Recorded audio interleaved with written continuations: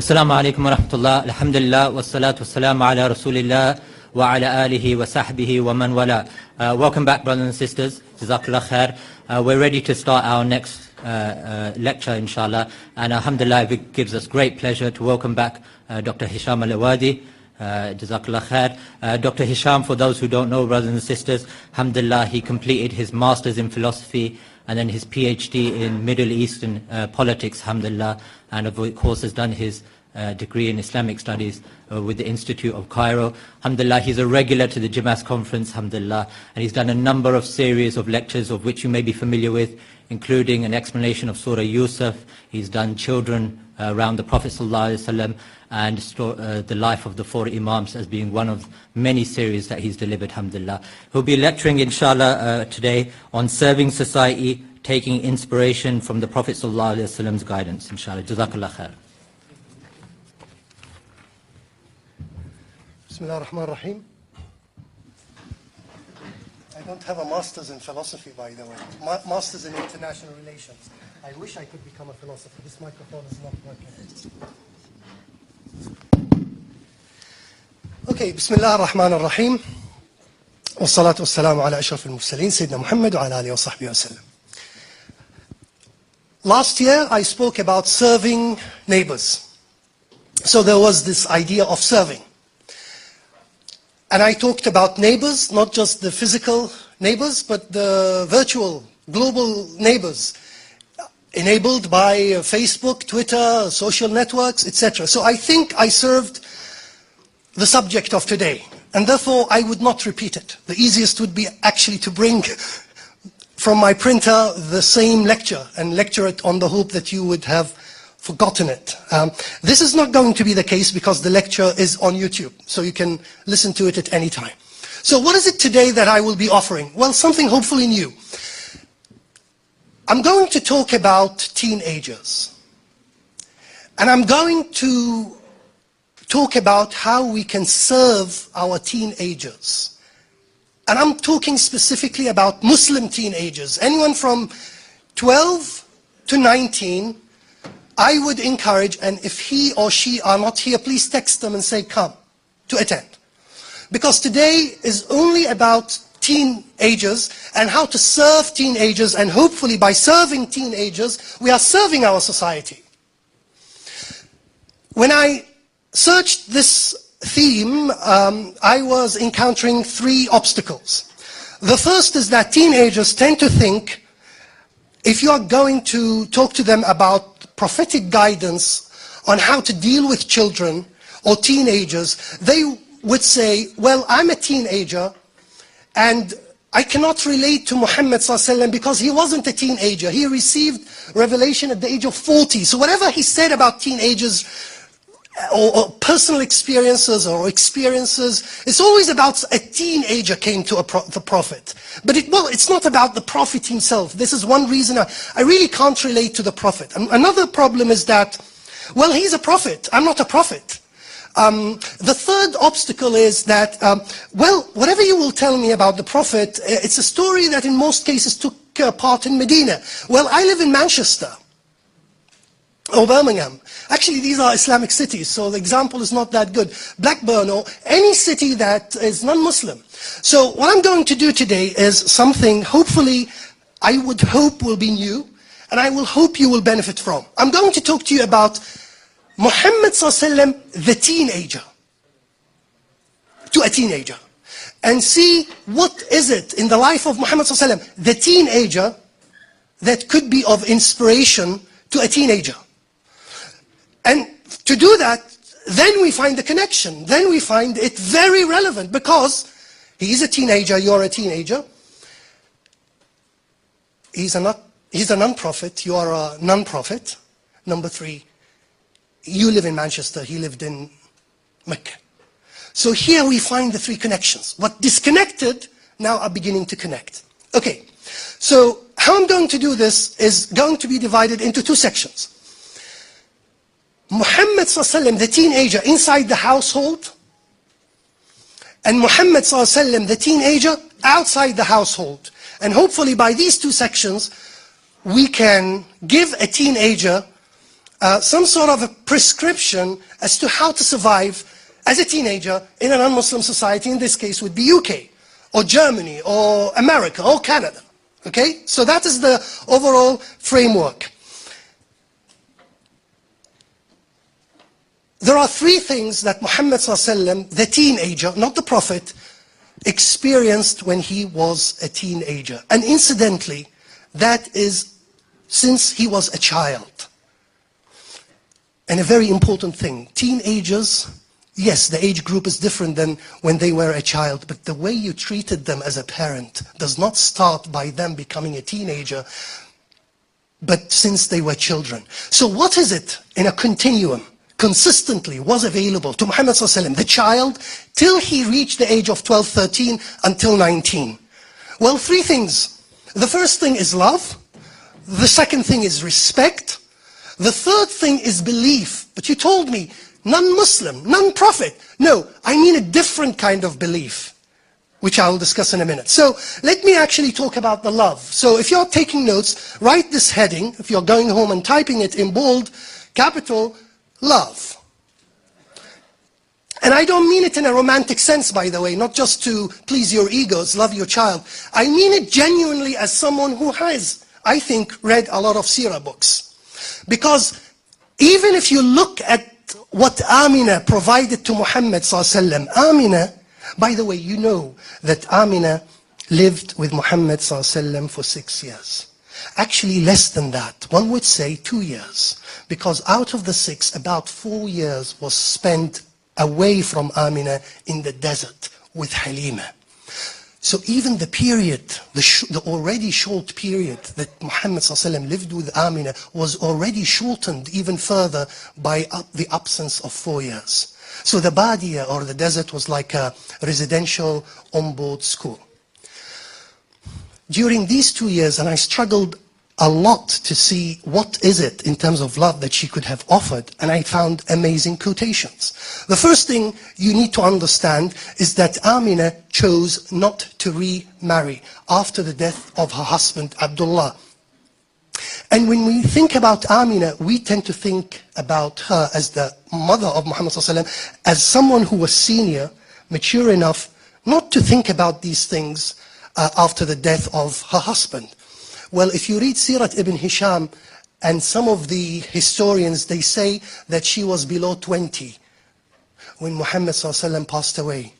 In our terms today, talking about teenagers, she was practically a teenager, because when he passed away, she was only 19. Yet, she decided not to remarry in a society that did not find it inaccurate or wrong to marry widows. In fact, widows and divorced were immediately remarrying in a patriarchal society where a single mother would find it difficult to survive on her own. So that's number one. She did not remarry despite her being a normal human being, having physical, emotional, spiritual needs to get married.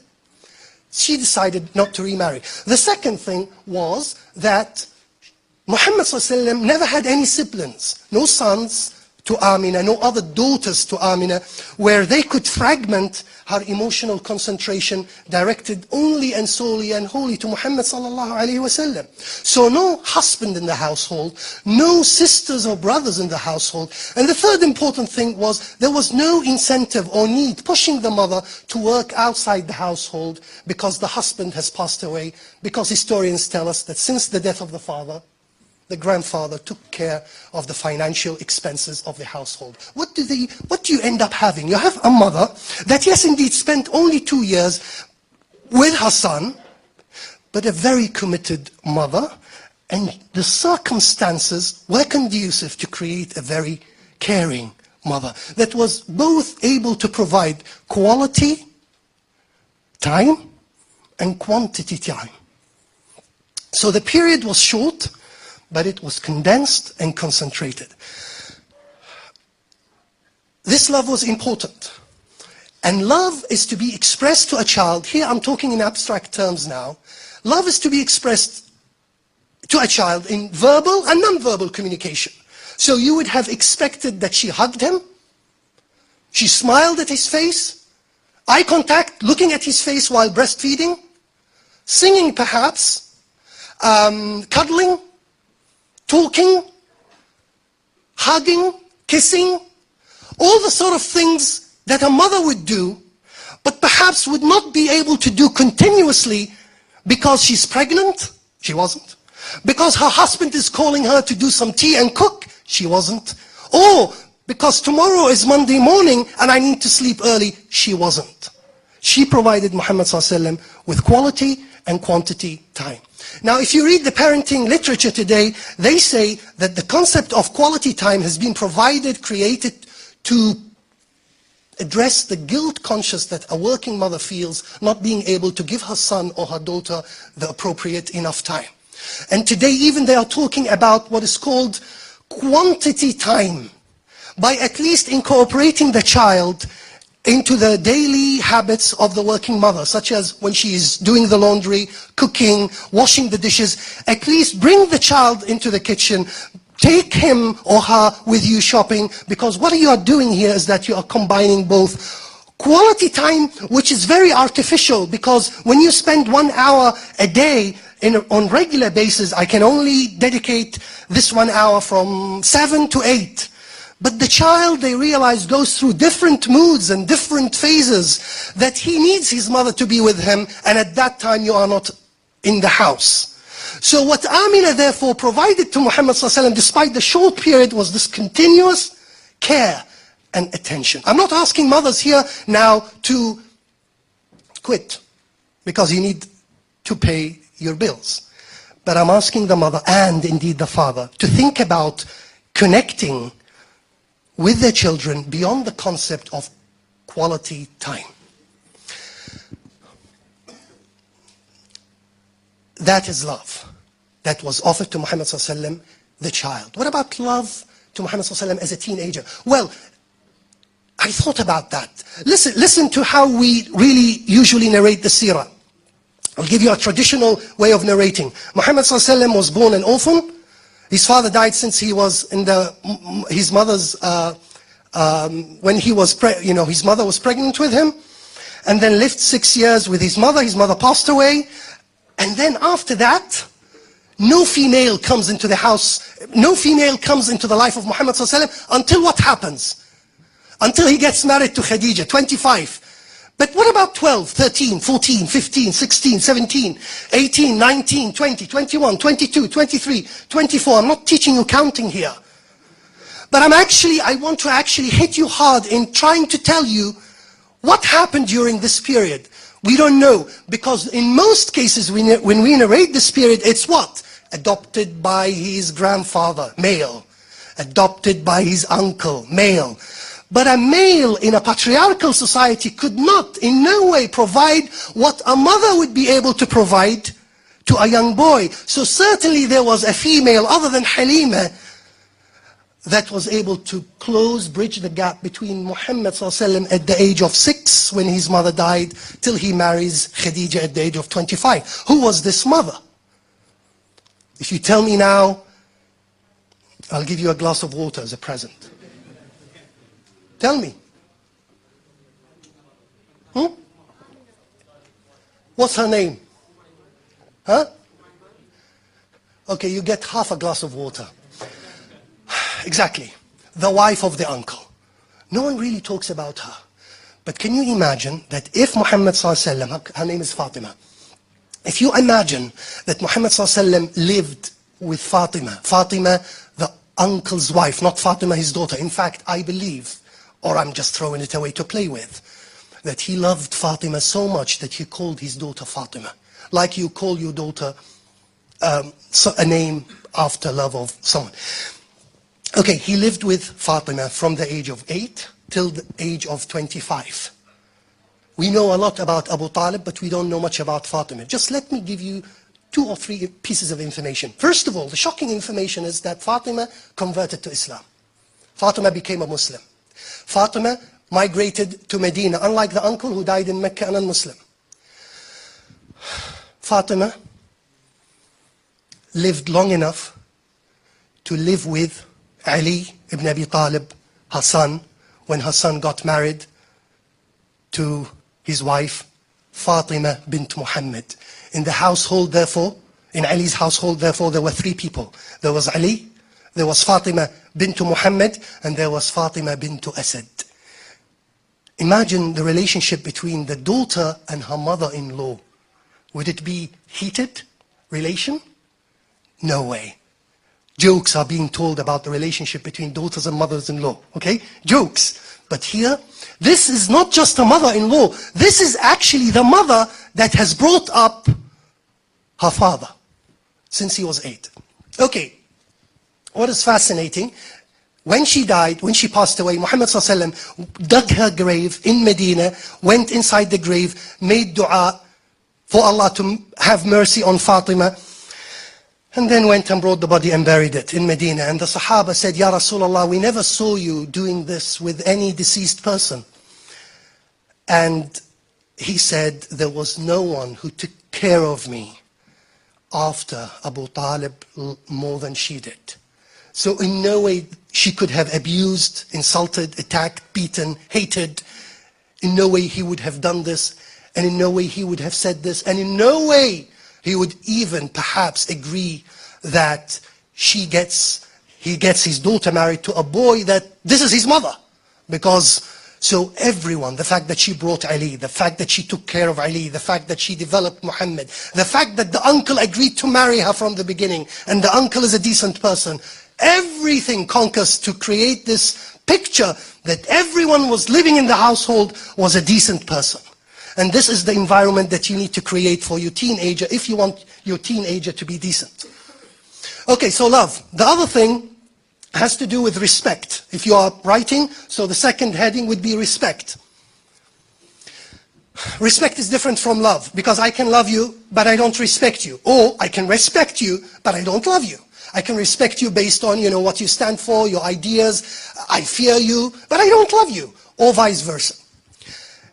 Muhammad ﷺ was offered both, love and respect. Now, the only thing I want to say about respect is that, and this is very, very, very important. Alhamdulillah. Even the universe is conquering with the fact that what I'm going to say to you is important and giving us very important water. Respect has nothing to do with a child. Respect has nothing to do with a teenager.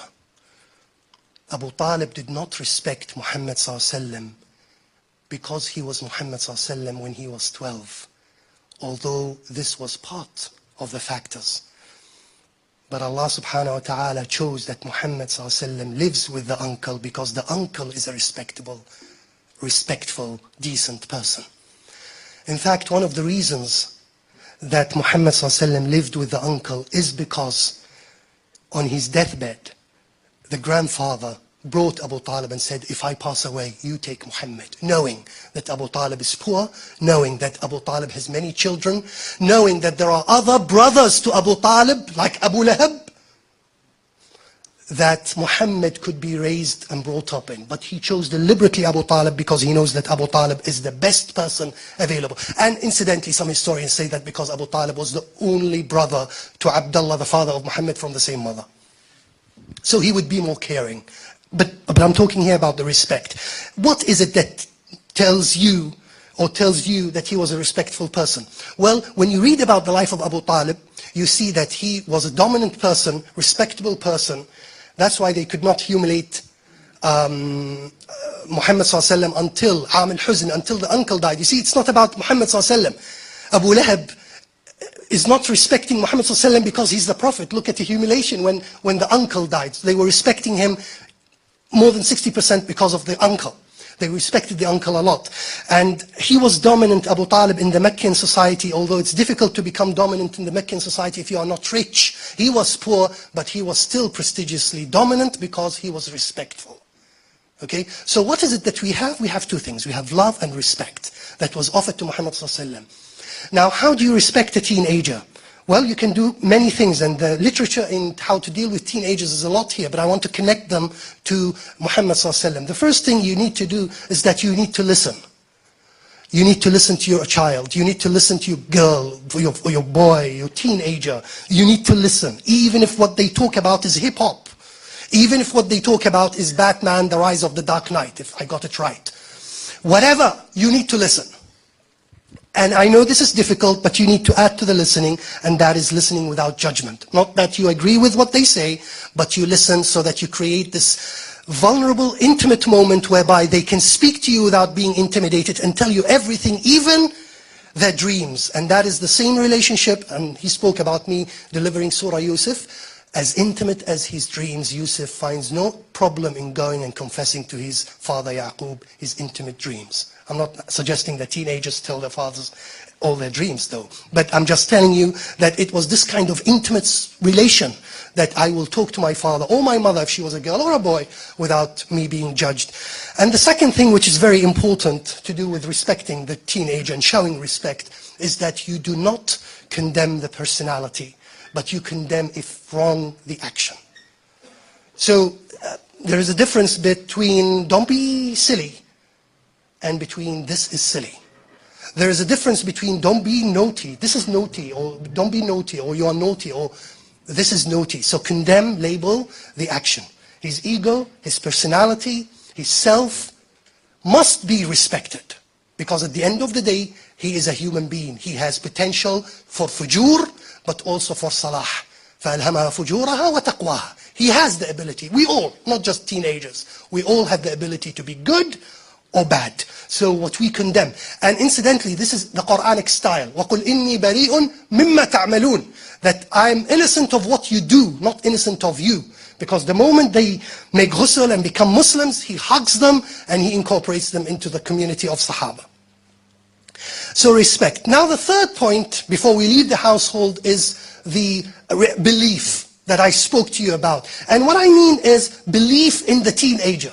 What do you mean by that? Okay, a common expression that Muhammad ﷺ personally heard since he was young is, this boy will have a great future. The grandfather said it, and Muhammad ﷺ heard it. The monk said it, and Muhammad heard it. Okay, maybe when the mother said it to Halima, he was too young to understand it. But what do you have here? You have three things. You have people who believe that Muhammad will have a great future. سَيَكُونُ لَهُ شَأْنٌ. Incidentally, سَيَكُونُ لَهُ شَأْنٌ exactly, literally was said by the monk in Sham, grandfather in Mecca, and 6 years before that in Amina. It was as if it was like the cloud now. It was an umbrella overshadowing everyone who saw him, communicated that same belief that they expressed it, even conquering literally with the same expression. What was amazingly ironic though about those who said it, that he will have a great future, were two things. First is that they never had in mind, except the monk perhaps, that having a great future, سَيَكُونُ لَهُ شَأْنٌ, means that one day he will become a prophet. Yet they believed that he will have a great future. The second thing, which was more amazing perhaps, is that they actually never lived long enough to see that great future. Amina died. The grandfather died. Yet they believed. The bad news is that your teenagers will never become prophets. The good news is that your teenagers, since they were children, they were born with unique talents, as unique as their fingerprints. And you need to believe in that. And you need to believe that they have great potential. سَيَكُونُ لَهُمْ شَأْنٌ. Be them in engineering, medicine, nursing, teaching, art, anything. So what is amazing here are three things. Is that they believed, you should believe, and the belief should be genuine. So you can't tell a teenager, you are an idiot, but I believe you will have a great future. It doesn't work. This is silly. What you're doing is silly. And I don't think you want to do that again, because I believe you are unique and you have a great future. There is a difference. So belief in the child or the teenager's future, whatever that future might be, inspired by سَيَكُونُ لَهُ شَأْنٌ. I'm trying to find connections here and relations. Okay, so love, respect, and belief. Belief in the child's or the teenager's future. Belief entails three things. You genuinely believe, You express that belief until it becomes a self-prophecy in the mind, in the heart of the girl or the boy since he is 12. I'm not talking about creating an arrogant child, no. I'm talking about recognizing that this person has great potentialities, and you as a parent is here to facilitate the growth of that teenager. And number 3, you need to treat him based on that belief. That treatment will not be based on any other thing than love and respect. So really it's a cycle rather than hierarchically organized. I want to move now to the teenager in the outside the household. And listen, I want to be frank with you. The challenges that encounter teenagers today are a lot. But I will talk about 2. Peer pressure and attraction to the opposite sex. Isn't it not? I mean, there are other things, issues, but these are essentially them. So I want to actually tell you what is it that we can learn from Muhammad ﷺ, the teenager's experience in these kind of things, and see how he, with these experiences, can help us and help us bring healthy teenagers. Okay, if you are taking notes, write this down. Don't laugh, but it will make sense in a minute. I call it self-punching mechanism. Self-punching mechanism. And the other heading, which I will address in a minute, will come to complement the self-punching mechanism.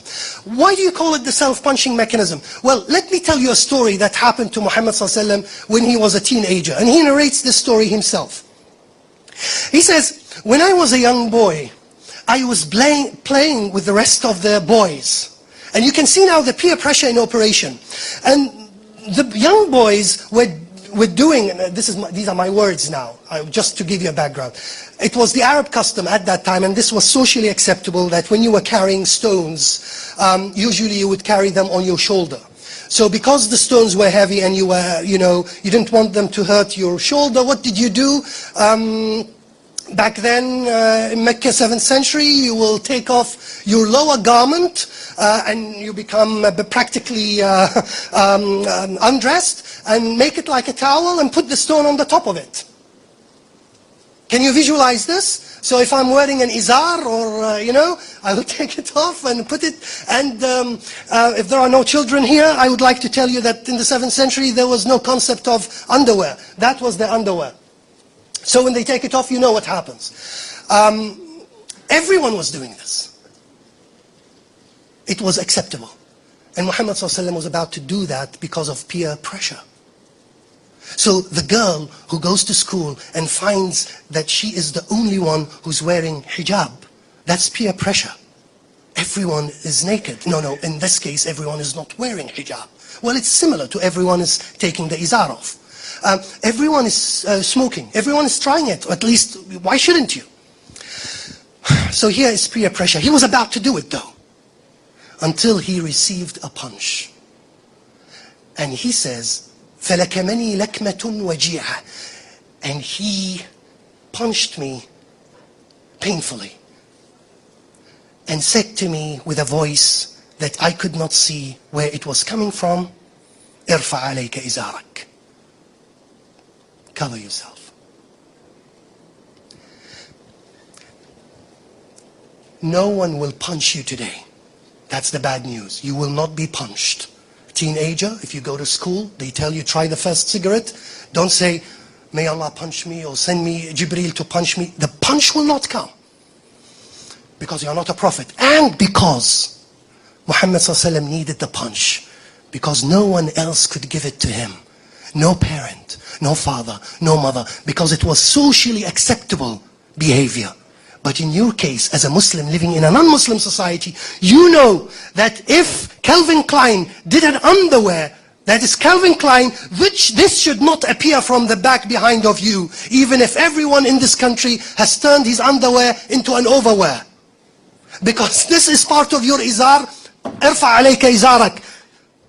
Tighten your underwear. You are not a prey, you are not a victim of the fashion in this country. They tell you cover, you cover. They tell you take it off, you take it off. So you need, therefore, as a parent, to develop in your child, in your teenager, what I call a self-punching mechanism. that the teenager, because you are not going to be with him in the mall, in the school, the teenager must feel a punch telling him, don't do this, this is unacceptable, this is haram, this is not befitting you to do it. And the punch therefore will come from the inside of you, because your parent will not be with you in school. When a boy came to Muhammad ﷺ and said, Ya Rasulullah, idhan li bizina, give me permission to commit adultery. Muhammad ﷺ, what was he doing? He didn't say it's haram, although haram would have been acceptable, and he knew it's haram. In fact, I want to challenge you with this. I think that the boy knew that it was haram. Otherwise, he would not have sought permission. Give me permission to drink water? Not to that extent. So give me permission to commit something that I want to have green light from you. Knowing in most cases that he will tell him no, but maybe he will say it in such a way to dissuade the boy who is going to do it in most cases anyway. And here Muhammad ﷺ begins to create what I call a self-punching mechanism that begins to operate within the teenager, even when Muhammad ﷺ is not with that boy, if he ever thought of committing adultery. In fact, he created, what I think Muhammad ﷺ created was what I call now multi-self-punching mechanism. Because the mother, thinking about the mother, would you like it for your mother? No. Would you like it for your sister? No. Would you like it for your amma, for your khala? These are all self-punching mechanisms. Because in his case, 2 years from now, his mother has passed away. Or 3 years from now, his sister got married and Ya Rasulullah, I don't have a sister anyway. He was creating multiple punches so that if you, with time, do not think about your mother, think about your sister, think about your amma, think about your khala, think about anything that will continue to hit you until you do not do it. And then with love, not disgust, he put his hand that is as soft as a silk on the chest of the boy, shows the boy that he's acceptable, shows the boy that he's beloved and is tolerated and is accepted, makes dua for the boy, and the boy then says, nothing I detested more than zina. Do you see this conversion? So what you need to do is that you need to think about punching mechanisms since your teenager is a child, so that when he comes to school, it's not a great transformation, it's not a radical, tempting challenge. Would he commit sins? Of course he would. He might do it once or twice or 3 times, but he doesn't become addicted to it, it doesn't become as a habit. But for this self-punching mechanism to work, you need to develop with it something else. Now, the second title, if you're taking notes, is conscious awareness. Conscious awareness in the teenager. Because listen, I can punch you all the time, but you have anesthesia. You cannot sense it. You have what I call imani nam. You have iman, but it's so low, it's not working. Would you like it for your mother? I don't care about my mother, etc. She's, if someone is a convert, she's a non-Muslim, or whatever. So Muhammad ﷺ spoke about the concept of honor because it clicked with an Arab, desert, tribal, whatever, extended family. But it might not click with a teenager here. So for it to click, you need to do something else and to make it hitting all the time, but also relevant to the teenager. Let me tell you this story, and I will conclude with this story, which illustrates what I'm talking about regarding conscious awareness. Muhammad ﷺ, this is attraction to the opposite sex. Muhammad ﷺ said, I one day had a desire, like all the fityan of Mecca, like all the boys in Mecca, to go and party. To go this night for entertainment. So I never thought about taking part in what people who lived in ignorance were organizing in the way of entertainment, except on 2 nights. Okay, the hadith, you can read it. I'm going to talk to you about what happened in these 2 nights and then tell you what I mean with conscious awareness. Well, in the first night he was on his way, but he fell asleep. This is the divine intervention. Some people are already falling asleep by I don't think this is, maybe it's a divine intervention, but anyway. So he slept on the way. And he didn't wake up until the following morning, stricken by the heat of the sun. What does he do? He tries again. He goes the following night, another party, and he falls asleep second time.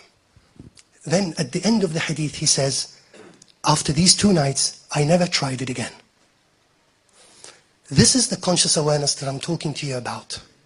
When it's your first date and you fall ill.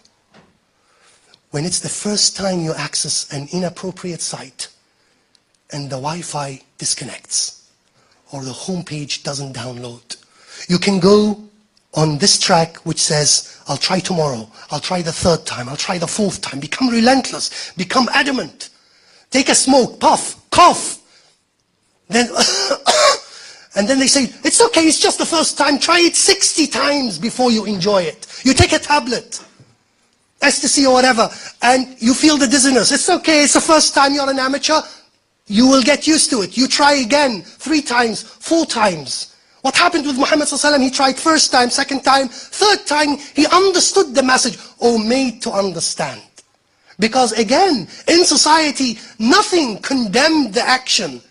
So he couldn't remember an inner voice coming from his uncle or grandfather, which to them, these sort of things were acceptable. But in your case, in your teenager's case, the inner voice, the falling to sleep will never happen. But what will happen is this desire, growing desire within your teenager, that if it didn't work once or twice, there is a divine intervention here.